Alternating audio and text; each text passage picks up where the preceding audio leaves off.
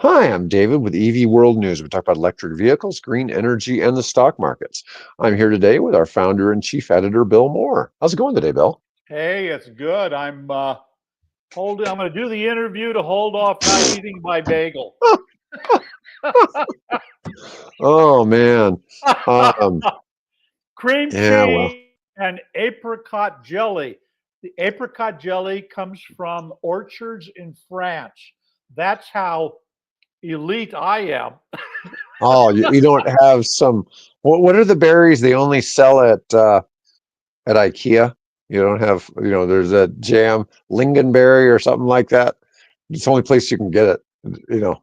Or I'm sure there's other places you can get it, but there aren't many that you. That, anyways. All right, so we got a variety of topics today, and one of the Oh first yeah. ones we're going to discuss is about the Tesla Cybertruck.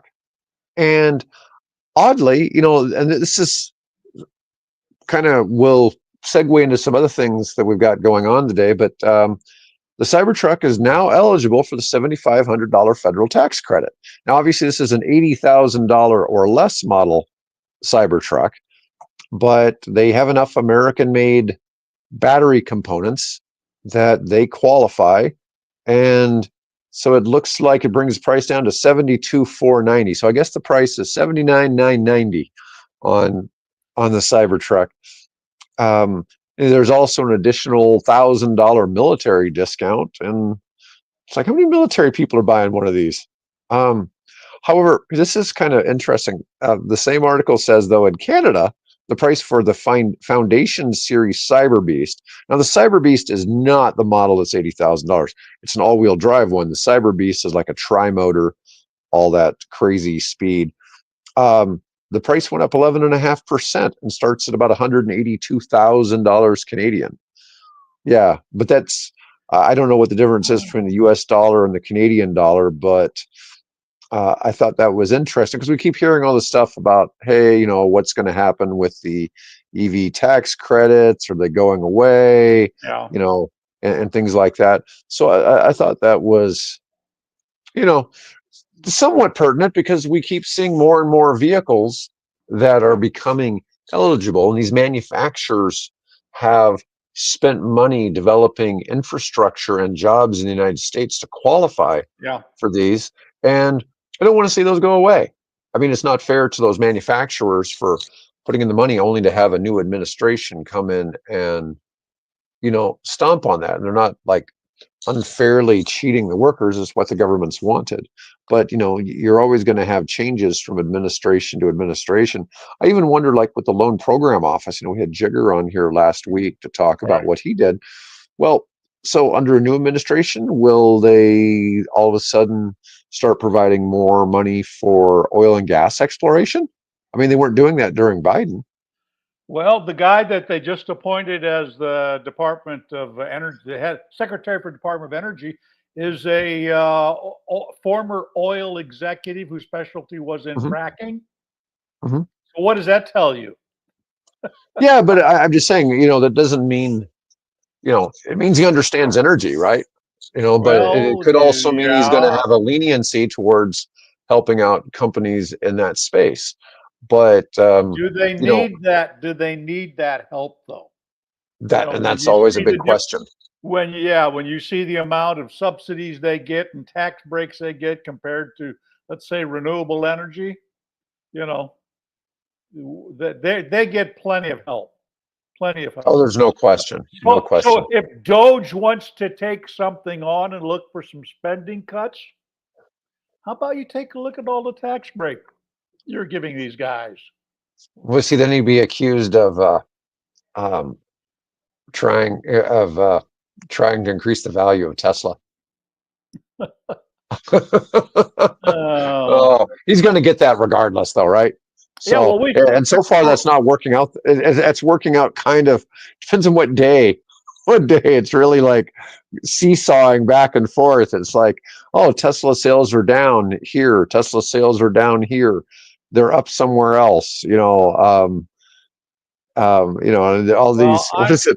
There's yeah, this bumper sticker I saw. It says, "I bought this before Elon went crazy," or something like yeah, that. exactly. Well, and that brings up. his antics, and that's the best way you can describe him at this point.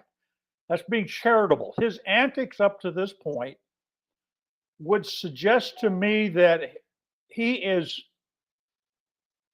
he is besmirching, for want of a better term, he's tainting the good name of Tesla. Hmm. Right?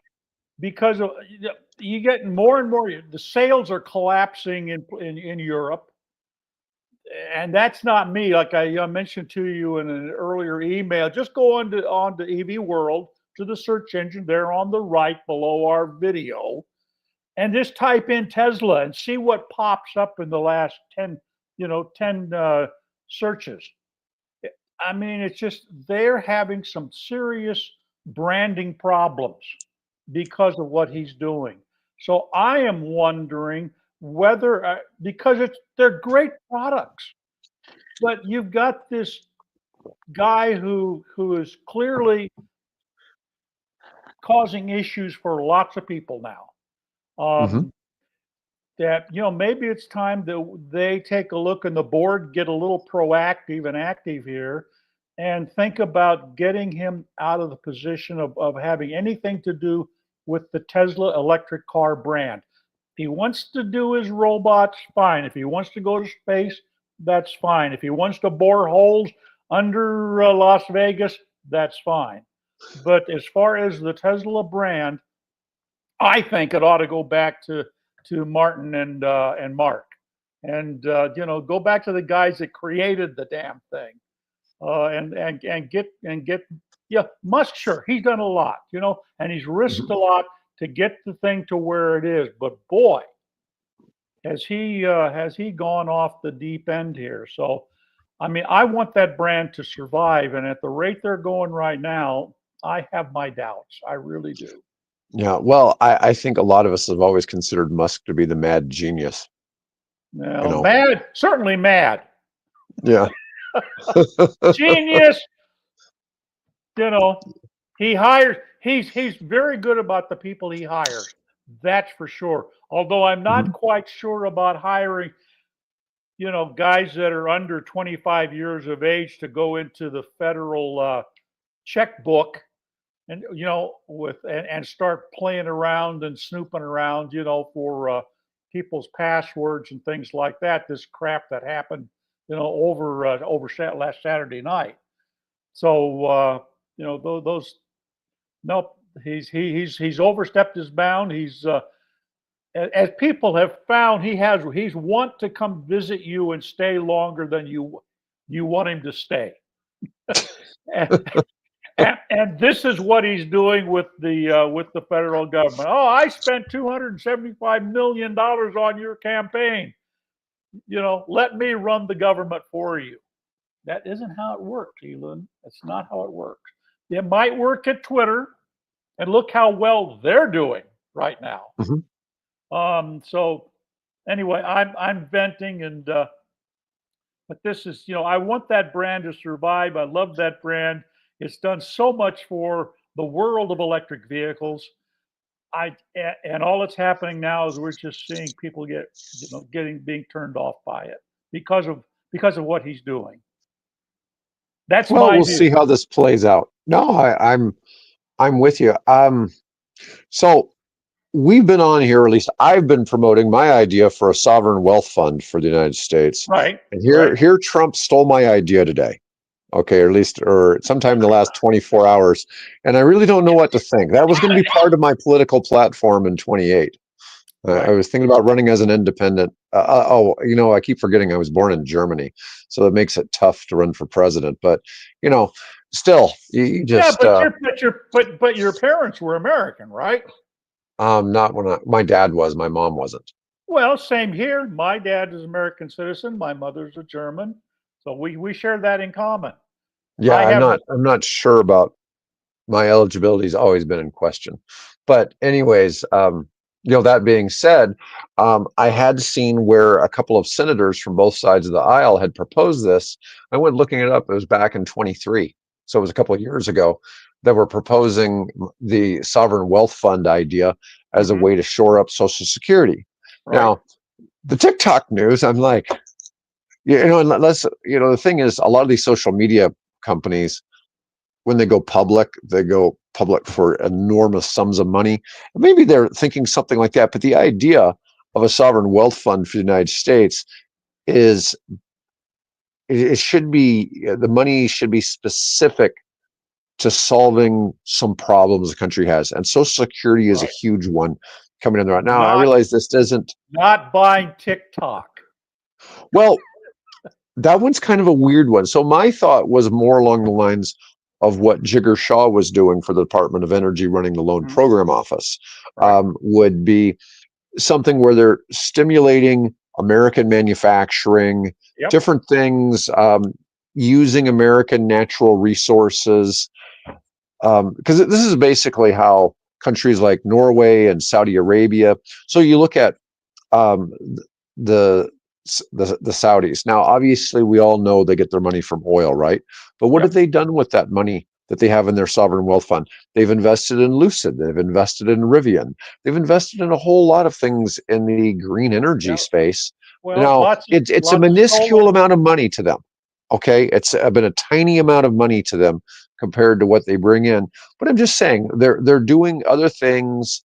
Yep. Um, and they're bringing manufacturing to Saudi Arabia. Lucid's Oh yeah. building factories there to Yep. make cars in the Middle East, and that's something unique. They're going to have stuff other than oil. Saudi Arabia sees the writing on the wall. They need to diversify their economy to some extent, and good for them.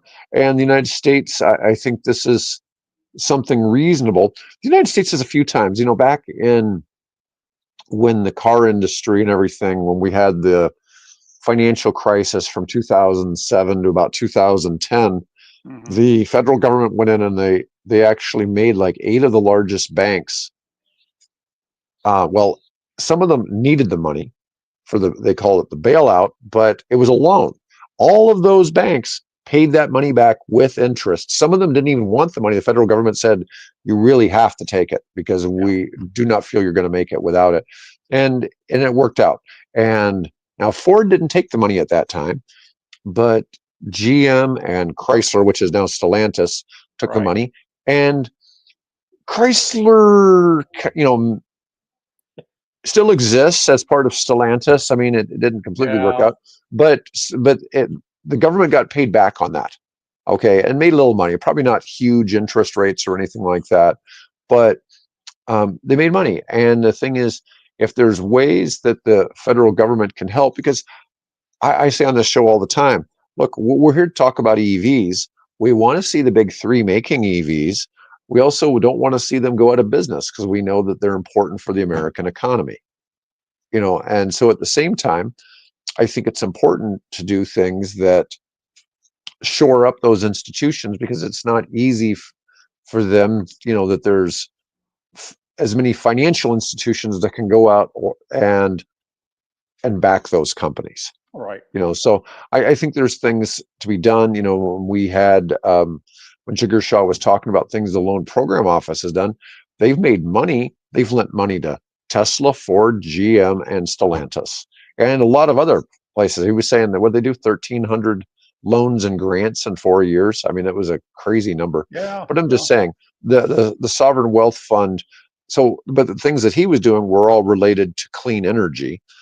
The sovereign wealth fund could be involved in other things, everything from steel production, shipbuilding. I mean, there's so many things that just aren't made here in the United States anymore that I think are critical. Now, speaking of that, let's go and let's talk about rare earth elements. So there was some Right. news today about Trump supporting Ukraine, but he wants access to rare earth elements. And some of that is because he put tariffs on China in the last couple of days. And China responded by saying, we're going to Oh, that's fine. restrict the rare earth Yep. elements. Well, lo and Right. behold, what war going on in the world right now seems to be over a patch of land that has a bunch of rare earth elements. And that's not Uh-huh. talked about much. But the Russia-Ukraine war, I know that in the Donbass, I think is where a lot of this is, right? Well, the search that I did, I think it said is Azuz area, something like that. So I don't know if that's Okay. part of the Donbass or not. I don't know enough about Ukrainian, geography to tell you. But I did, this because this became obviously an issue politically. So I said, well, I've heard rumors that there's, rare earth elements there, but tell me specifically. So I went into one of my search, one of the AI chatbots and asked it a question, and it gave me back an answer. It showed, okay, here are the rare earth elements, and Dixon, that there was a guy that I listened to occasionally comments on things having to do with Tesla, and he was Hmm. commenting about this, and he was talking about, well, the reason they want it is because of rare earth, and that's because they have all this lithium. And I thought, no, they don't. I mean, there might be some, but it's Oh, no, not there's like it's not like Australia or the Altiplano in Chile and Argentina, where you can scrape it up off the ground or you can get it out of the Salton Sea. It's not the same. And in fact, I saw no when I asked it, I saw no reference actually to lithium in Ukraine. Now there could be, but I've they did. seen previous stories that said that the largest deposit in Europe is in Ukraine, and it's in That the might war be, zone. but But that the being A, said, the AI is not lithium's not aware of rare that. earth. But No, lithium's not rare earth. It's really exactly. common, and we have enough in Nevada that we don't need it. That we don't need Right, lithium from right. Ukraine. Yeah, that's the rare earth are called lanthanides, and there's a second. There are 17 rare earth elements, 15 of which are called lanthanides on the periodic table, and there's another group called, I think, sulfidides or something like that. So, but it's not lithium. So what we're talking about, the main one that I saw in there that I'm aware of is neodymium, which neodymium is the rare earth element that is used to make these very powerful magnets. And those are the magnets that have traditionally been used in electric motors, everything from giant wind turbines to the hard drives that power your computer or power your little you know quadcopter. So neodymium is a very important one, but lithium isn't one of them there. So No, because it's not a rare earth. it's not a rare earth, right? I know they may have it, but it's not a rare earth. That's a misconception about lithium is people think that we have to get it from China, but No, 51%, more than 51% of all the world's lithium mining is done in Australia. And and it's probably has a lot to do with maybe their rules or whatever, but there's a lot of lithium there, but there's a lot of lithiums all over the planet. yeah, It's not yeah, unique. We and one of the loans that Jigger Shaw talked about was a loan for extracting lithium from that big deposit in Nevada, right, yeah. and Thatcher there Mountain, I think it is. I can't remember the name of Yeah, I the think it's Thatcher location. Mountain, Thatcher Pass. It's Yeah. actually it's actually the remnant of a giant super volcano. Okay. Yeah, So, and he also talked about, all the lithium that's in the Salton Sea in yeah, California. yeah. So they're, it's not that rare. It's just a matter of, like a lot of other things, we're just not set up to do it. No, The because U.S. we could always get it cheaper from China, or we could get it cheaper from South America, from Chile and Argentina. Yeah, China prioritized a lot of these things and spent money on infrastructure to be pulling this stuff up, and you know, so we buy it there. It's just easier and cheaper, and some of that, like I was saying earlier, some of that needs to change. I like this one, europium. Yeah, europium. Yeah, It sounds more like a drug. Um, yeah. Maybe but back down. Show the. Is this on the EV World page? Yeah. So maybe yeah, just go we're back on to the top and show people what we're talking about. So yeah, so that's the I call AI Insights, and this is just spit out from the chat bot that I use. In this particular case, this comes out of the Google Studio AI chatbot. okay. But the rare earths are in all kinds of things: smartphones, computers, Yeah, TVs. wind turbines, solar panels, Yep. EV motors and batteries, missile guidance systems, radar and lasers, MRI machines. Let's see. But Trump was saying today he wants to secure relations for pulling rare earth and selling it to the United States in exchange for being able to keep getting weapons support. And I don't think that's a real big ask. I mean, I'm sure they're happy Well, to they're happy to sell it. give it to us. Yeah, absolutely. I Yeah. think, and of course, uh, I question whether he even knows what rare earths actually are and how they're used. I think some staffer probably briefed him, "Hey, Elon needs this stuff for his cars. Here's your leverage with Zelensky. Ask for that we get exclusive rights to all the rare earths. Oh, okay, whatever the hell those are. Well, it is what it is, man. It is what it is. Um, let's see here, but it does make for interesting thoughts because apparently the regions that are being fought over are incredibly resource rich. Oh yeah, yeah. Yeah. The thing is, one of the criticisms I've never really liked about all the money that we've given to Ukraine is that we haven't really been like handing over cash. We've mostly been shipping them weapons Sur- that sur- surplus we're weapons. constantly replacing. Yeah, Right, we right. we store all kinds of weapons that aren't in use anymore, and so like we sent them older M1s tanks. We Well, and we sent them a lot of older stuff. We haven't even sent them the most modern, equipment, and either stuff that we were getting rid of or retiring or mothballing. yeah. So I I don't know. But you look at the Russians. The Russians have been pulling all this old Soviet stuff. I mean, they're pulling They they tanks out are from the 1950s. they are actually those yards, because we have satellite images of all that, all Hmm. that stuff, and you compare, one period of time to the most recent period of time, and those storage yards are empty. They're empty, and you look at the equipment that's being fielded right now and trying to attack Ukrainian lines and things. You're right. It's all 1950s Soviet era stuff. I mean, we're almost back to the what was that? The We're Russian. seeing we're seeing T-54 and T-55s Right, but being what was used. the one Both before sides. that?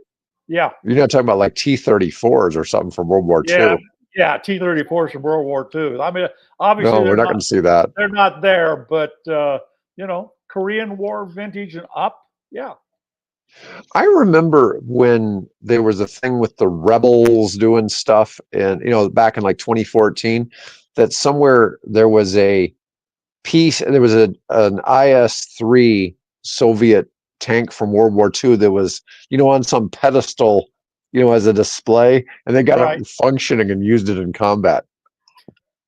And it was the largest tank Yeah. the Soviets made in World Uh, War II, and yeah, and well, it's gotten and used. how things have changed because I was watching a YouTube video yesterday, highlighting a particular Ukrainian battle group and their use of drones, and it's just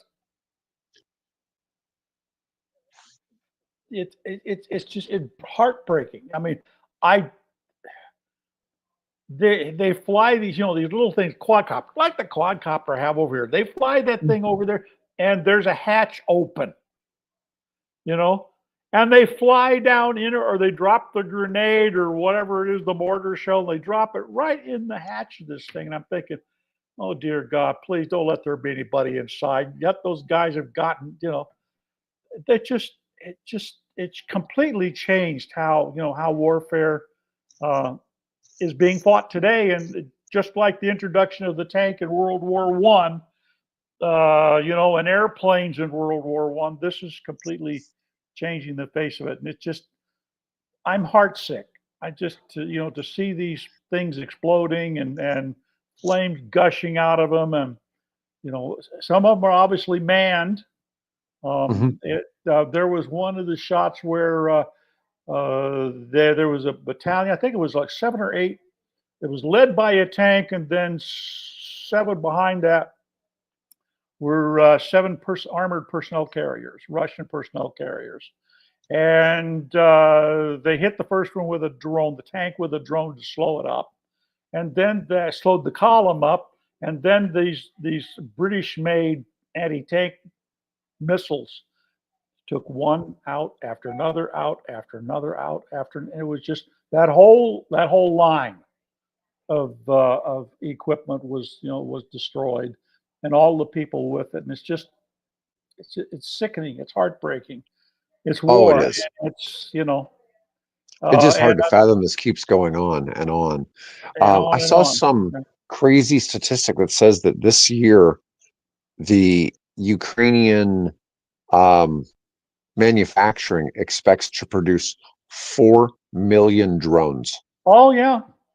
Well, I mean, look what's happening to the oil refineries deep inside of Russia now. It's not the ones within a 20 kilometer radius of the mhm, border. These things are hundreds of kilometers inside Russia, and some of them are the biggest refineries that the Russians have. It's completely changed, the nature of, and then they swarm.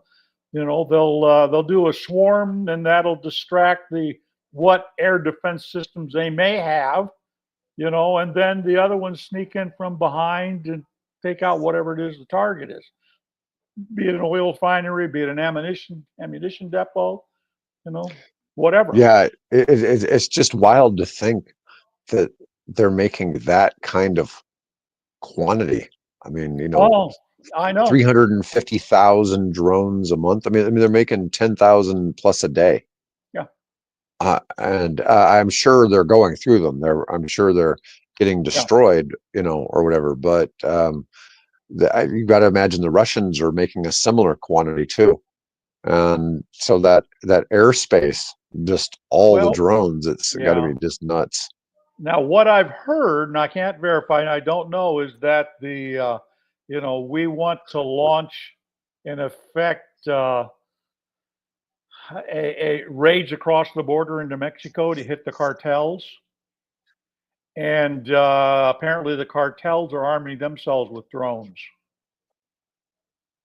Yeah. So, Well, I've often wondered because I don't think the cartels are as much a bunch of thugs. I'm sure they have a lot of former experienced ex-military from lots of countries, yeah, you know, serving. Not saying it's like the French Foreign Legion, but I'm sure right. you know, it's a much higher level than what. Guys that addicted adrenaline and good prices and fast women, right? There you go. There you go. So, yeah. All right. Well, we'll move on from Moving on. our rant on Trump stealing my brilliant Oh, idea for the sovereign wealth fund. I can But rant a lot more, but we won't do that. no. All right. Let's see. Um, we'll go something completely non-political. Um, Ford Mach E owners drive more than the average American Yeah, and still don't come close to using all of their range. Now that's kind of interesting. So the average Mach E owner must not be a 7,000-8,000 mile a year driver. The average Mach E driver drives 66 miles per day on a typical weekday, which does make it too far for just a plug-in hybrid to not use right, all electric. right, Um, and that's so 37 miles a day is the national average, which coincidentally it's also the average plug-in hybrid battery. right, It right, seems to be the magic number is 37, right? right. And it's kind of funny. So that's the number on plug-in hybrids, but on the Mach E, it's 66 miles per day. So what would that be? So 5 work days would be 330 miles. That would use up the whole charge, right? If you were um, the longest range version is 320 miles. Um, let's see. The basic standard has a 250-mile range. So the daily drive is using a quarter of the battery's capacity, but their long range is 320. Right. Still, So I think that the point of the article was that you can drive almost an entire week if you're a Mach-E owner, and depending if you drive that 66 miles a day average, you can drive almost an entire week and never have to plug the car in. It's mhm, almost like you're driving a gas car where you fill it up once a week, right? Same concept here. So that's a plus. I mean, that's significant progress. Now, it of course, is. It is. assuming unless they live in an apartment, where you don't have easy access to, plugging it in. Hopefully, you might have something at work. So if you, but I'm assuming most of the people live at home in suburbia, have a garage, have at least, one 10 outlet, and possibly level 2 charging capability. Well, I think more and more places, more and more jobs need to have charging in the work parking lots. Yeah, It's because that would really solve the problem yeah, for a lot of people who have to commute if they don't have decent charging, yeah. And we actually locations at home. Yeah, we actually have some businesses here in Omaha that have that. One of the first that I saw was the National Park Service downtown. Hmm. They had one this wow, this was 15, 20 years ago. They had plugs out in the parking lot where you could plug in an electric vehicle. It was 110, but if you're there 8, 10 hours a day, that's fine. But now I'm starting to see there are more businesses. There's an orthopedic company here in town that's got chargers. The local electrical workers union has chargers out front for its people. Um, there's the Cabela's here in town has kind of far away. It's off the corner of the lot, but it has chargers as well. So we're starting to see more and more that where businesses are getting. Oh, I think the local Harley dealer, as a matter of fact, has a chargers in its They do. front I know parking. somebody Yeah, who lives in their EV and uses that yeah, one. yeah. So So that yeah, I know the Harley dealer I think is free. So I think yeah, they're a free charger. Yeah. So I'm just saying, it's just one of those things. It's not a huge cost really for the employer, even like no, you're saying, even if they had just level one charging, you're adding about 4 miles of range every hour yeah. approximately, you know, and for most people that work for 8 hours and you add 30 miles of range to your Well, car, yeah. When that's when pretty I considerable. Yeah, when I worked, for a company here in town, it was 12 miles one way.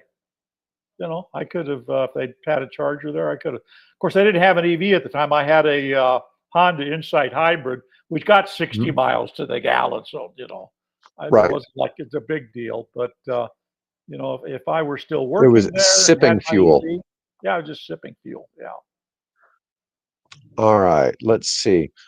Let's see what we should move on to next. There was an interesting article talking about cattle, saying they want to stop calling them EVs and Moo? start calling them Oh, EIVs, cattle. that kind of. Yeah, yeah, that kind of cattle. Yeah, Okay. yeah, the Chinese CATL, Right, right. whose name Battery will company. not, yeah, the whole name will not be named.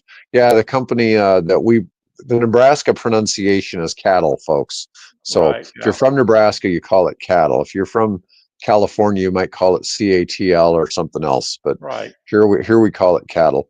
Anyways, but they're talking Well, at about least how they need to call it an electric intelligent vehicle. yeah, yeah, This is what they want to call the Chinese made cars. yeah. So it was really kind of in reference to the Xiaomi SU7. And one of the big pieces of this was the fact that it's designed to control things in your home too. Smart So, home connection. Yeah. I What was mean, it? Was like in reality, is that really much different than a cell phone? I mean, they are a cell phone maker, right? yeah. So what? I mean, it was like what 1,200 things in the home it would control, some crazy number like that. Yeah, if you had all of those crazy attachments in your Right. house. Um, let's see. Feed your goldfish right. Check your security cameras.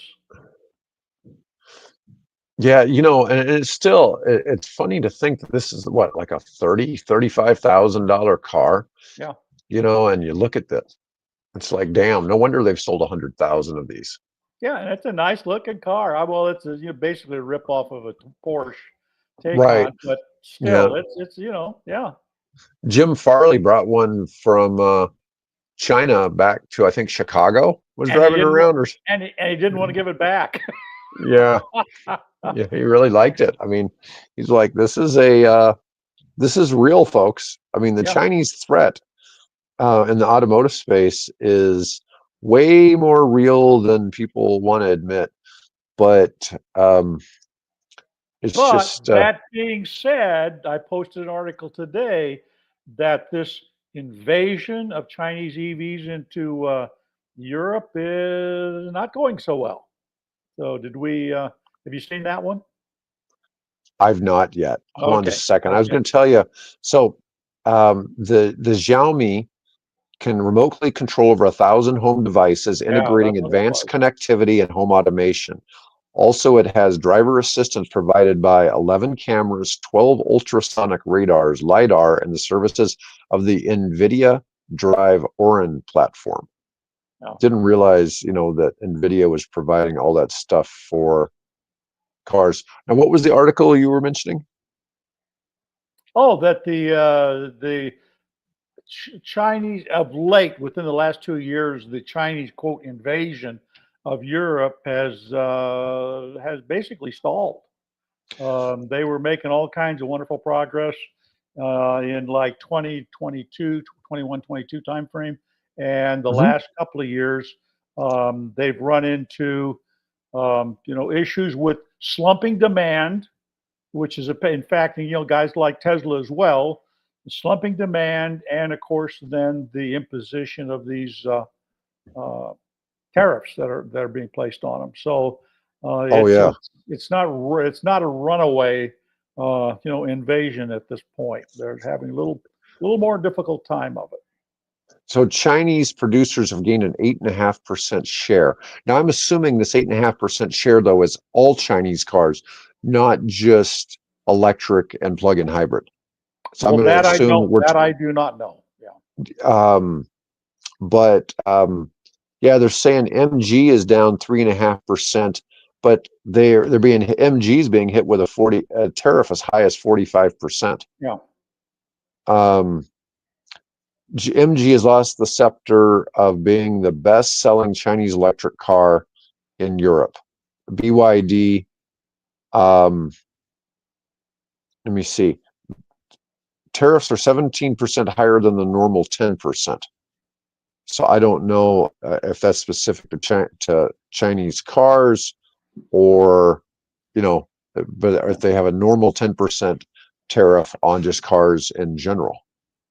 Yeah. Um, The MG one has always confused me because as us old timers will remember the MG sports cars, right? mhm. I used to have one long, long time ago. MG. MG stands for Morris Garage. And these are guys that grew up out of the, Titanic era, the 1920s and 30s era, that era of motor cars. And at some point along the line, I think they were building them in India at some point. And there's an MG out of India, but then again, somehow or another, the Chinese, like many things, ended up, acquiring the rights to it, and that's the car. It's a well-reviewed automobile, that's for sure. But not sure when all that transformation took place.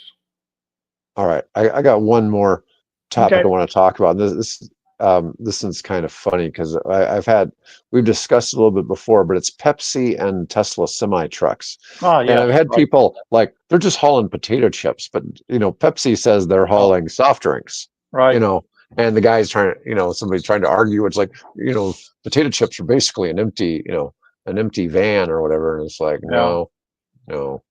That's No. not what they're doing. They're hauling What? sodas. Probably what? Liter bottles and aluminum, 8-ounce aluminum cans, and I'm sure it's a as mix. well. Yeah. Um, so Tesla has only delivered a limited number of electric semi trucks, and most of them are believed to be in Pepsi's fleet in Sacramento. It's been completely electrified and is also solar powered. Well, that's interesting. So I'm assuming the charging is solar powered. I'm Right. assuming Yeah. they're not Yeah. they're not putting panels on the trucks. Probably on top Um, of the bottling building, they got solar racks. so they use most of the 21 Tesla semi-electric trucks for deliveries within 100 miles with several stops. They operate for up to 12 hours per day. Let's see, 3 of the Tesla semi-trucks are dedicated to long haul with routes that vary between 250 and 450 miles. They've been installing 750 kilowatt mega chargers at PepsiCo facilities. They enable charging to 80% capacity in 45 minutes. Wow. That's that's not That's terrible at like all. turning on a fire hose. Wow. Yeah.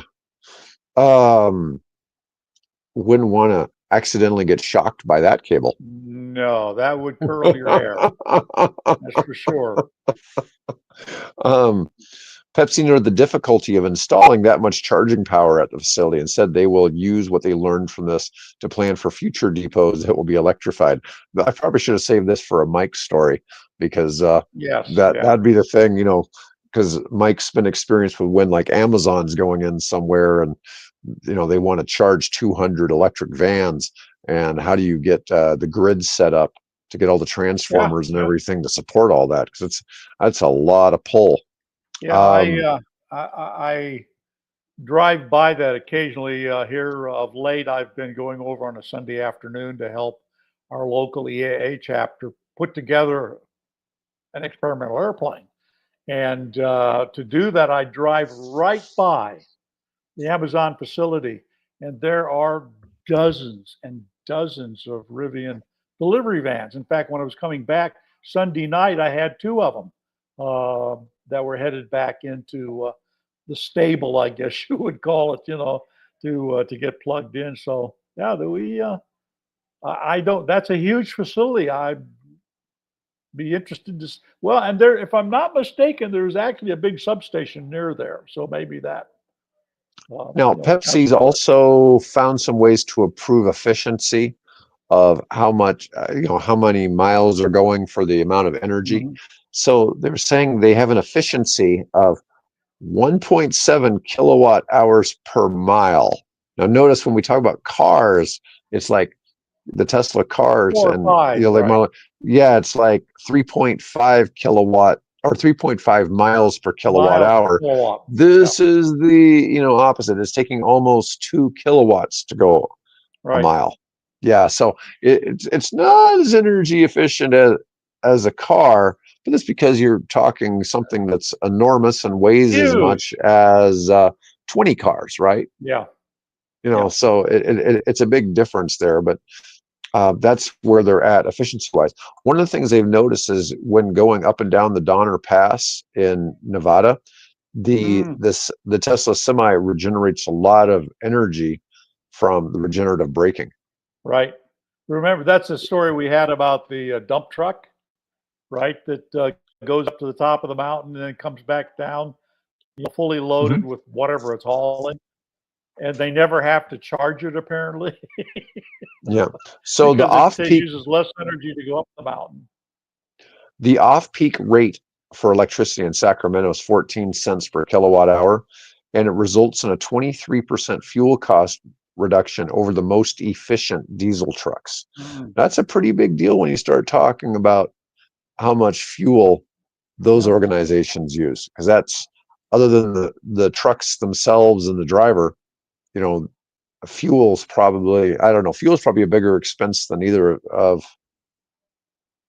I don't know if it's more bigger expense than the driver, but it's probably bigger expense than the vehicle itself. So that's a pretty big deal. Anyways, Bill, that's all I really have to cover for today. Okay. Well, again, and there's much more that you can find on EV World, and in particular, if you follow our RSS feed, what I call RS Stream, I upload news stories. I think I've done something like 40 or 50 stories already this morning. So there's lots of news out there. We only touch the tip of the iceberg, the kind of the more fun stuff to talk about. right, no, I get it. I get it. Anyways, folks, thanks for chiming in today, and I'll be back with engineer Mike Herzog tomorrow. Right. Otherwise, folks, have a great